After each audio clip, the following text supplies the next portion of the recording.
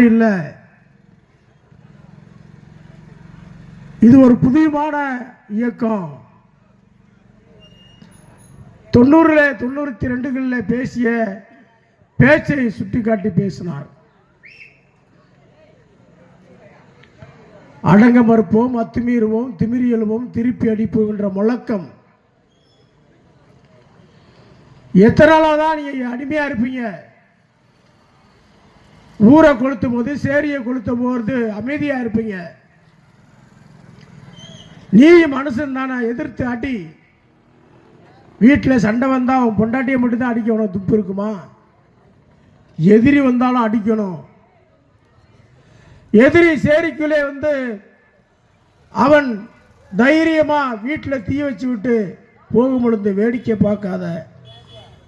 சேரிக்குள் உணர்ந்து தீ வைத்து போறவனை அவன் நடந்து போகக்கூடாது, அவன் முண்டமாத்தான் போகணும் அப்படின்னு சொன்னால் என்ன? முண்டமாத்து போனா அமனமான பொருள் அல்ல.